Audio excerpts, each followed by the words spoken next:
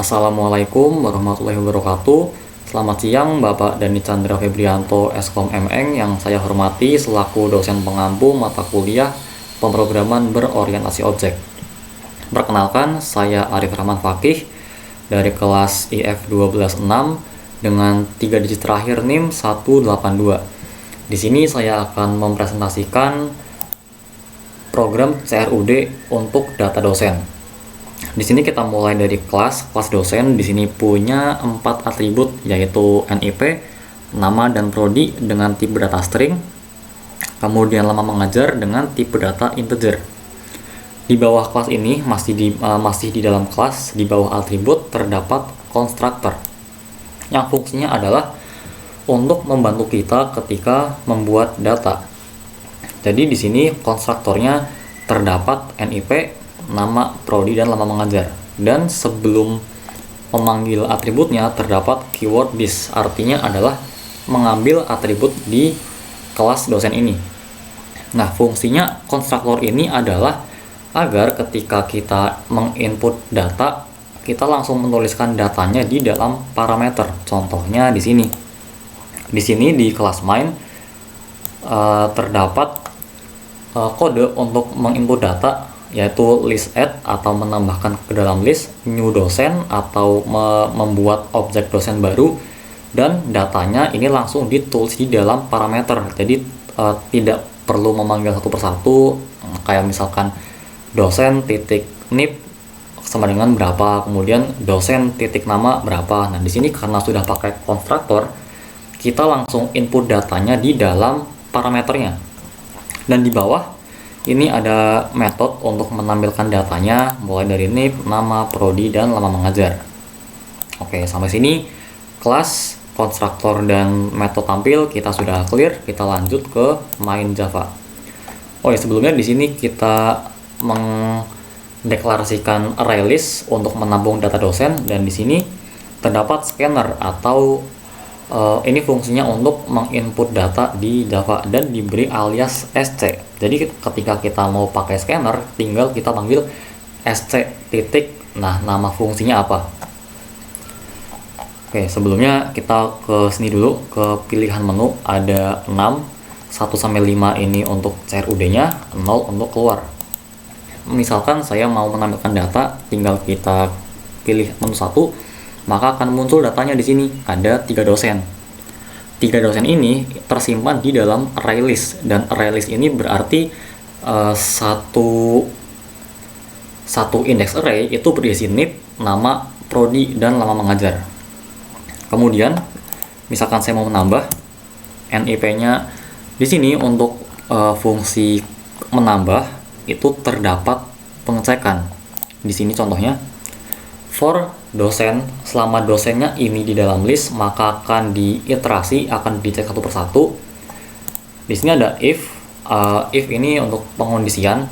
If dosen.nip.equals dalam kurung nip, ini artinya adalah ketika nip yang dimasukkan ini ternyata equals atau sama dengan nip yang sudah ada di array list, maka dia akan mengembalikan true. Kenapa true? Karena nip-nya sama antara nip yang mau kita input dengan nip yang ada di array list. Kalau sama, dia akan menghasilkan true. Nah, kalau true, dia akan memberikan pemberitahuan bahwa nip sudah ada. Kemudian di return. Di sini artinya adalah nip-nya ini akan ditolak karena sudah ada. Kemudian di sini ada list new dosen, dan terdapat pemberitahuan dosen berhasil ditambahkan. Berarti ini baru berhasil ketika dia sudah bisa melewati pengecekan di cek duplikat. Yang kedua adalah fungsi read. Fungsi read ini masih menggunakan pengecekan. If list kosong, maka pemberitahuan bahwa data kosong dan di return. Tapi kalau listnya tidak kosong, maka dia akan melakukan perulangan di dalam list dosen. Selama perulangan tersebut, maka isinya itu akan ditampilkan dengan metode tampil. Metode tampil ini tadi sudah kita bahas di dalam dosen.java di sini. Oke, kita lanjut ke cari NIP. Sebelumnya saya demonstrasikan terlebih dahulu. Misalkan di sini saya mau menambah data. Katakanlah saya akan mencoba NIP yang sama 10 3 1 1 2 4 3 2.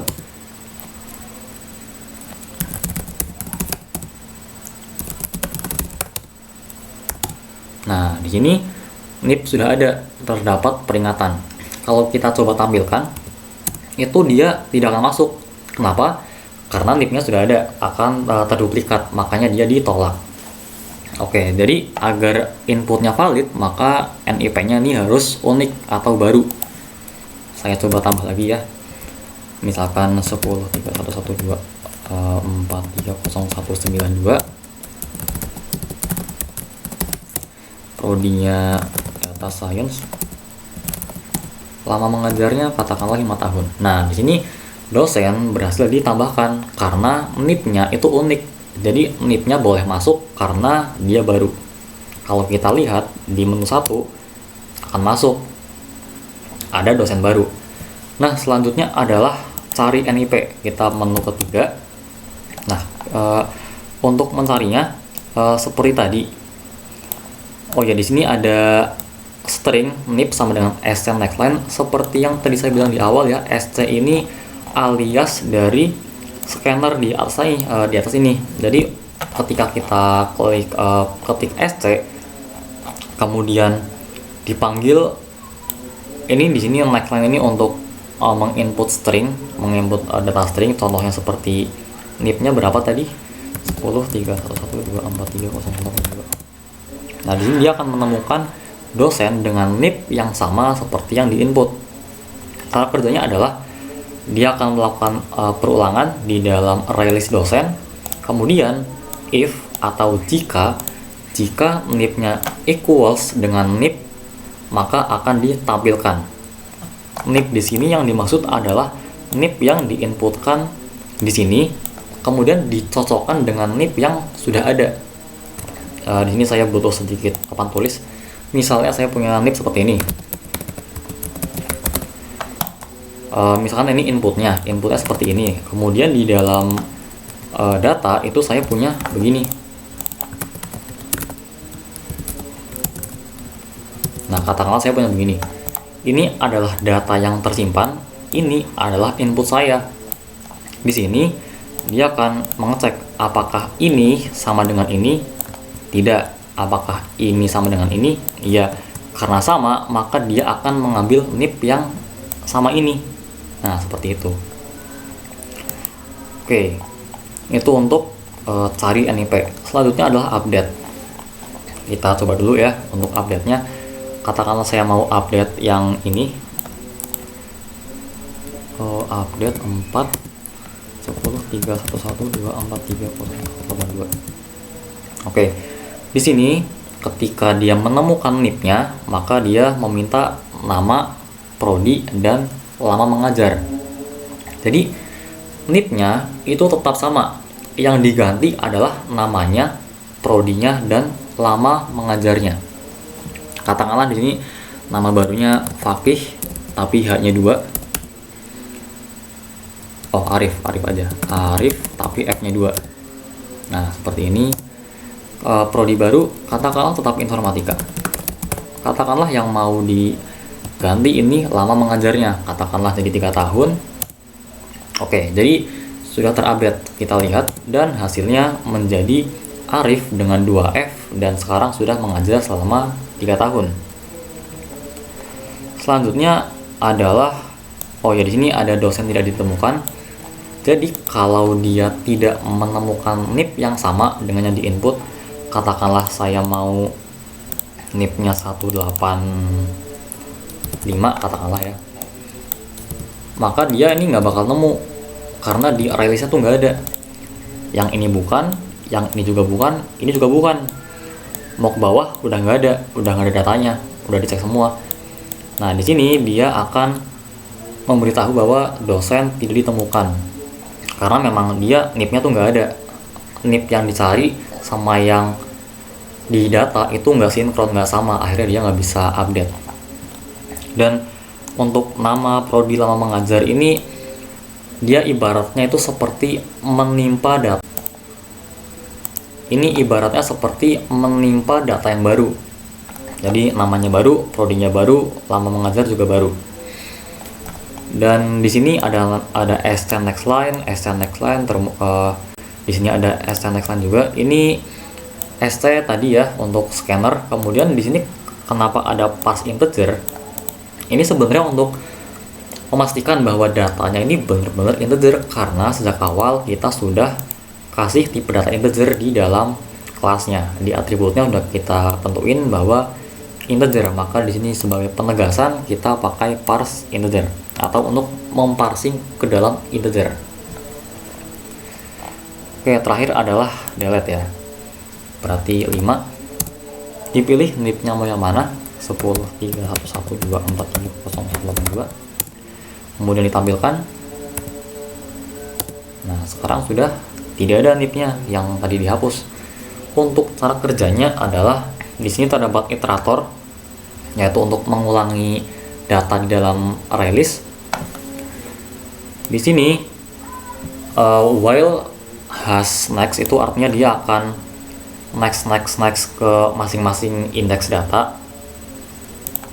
Kemudian ketika ini sama seperti tadi, ketika dia menemukan nip yang sama, equals atau sama, maka iteratornya akan menjalankan fungsi remove atau keyword remove yang artinya adalah menghapus. Dan setelah berhasil dihapus, maka dia akan menampilkan pemberitahuan bahwa dosen berhasil dihapus. Jadi seperti itu untuk penjelasan mulai dari menampilkan data, tambah, cari nip, update, hapus, dan keluar. Oh ya, untuk keluar ini berarti 0 keluar. Terus bagaimana kalau inputnya ini di luar 1 sampai 5 dan 0, katakanlah 6, maka dia akan mengulangi lagi sampai usernya ini memberikan input yang valid, karena di sini dia menggunakan do. Nah, di sini do ketika dia mendapatkan input di luar sini, maka dia akan mengulang terus sampai dia mendapatkan input yang memang tersedia. Seperti itu. Jadi saya rasa cukup untuk penjelasannya. Dan terakhir untuk memastikan, saya coba demo sekali lagi. Tampil data, oke. Tambah.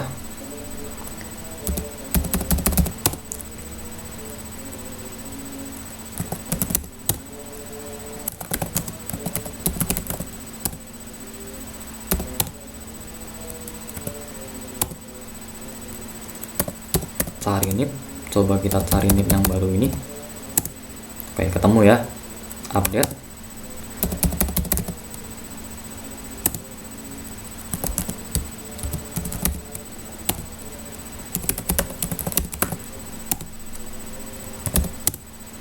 Oke, udah di update. Selanjutnya tambah ya tampilkan. Oke, sudah terupdate. Hapus 90 terhapus, tampilkan. Oke, jadi sekian dan terima kasih presentasi dari saya. Semoga penjelasan saya bisa dipahami. Sekian dan terima kasih. Wassalamualaikum warahmatullahi wabarakatuh.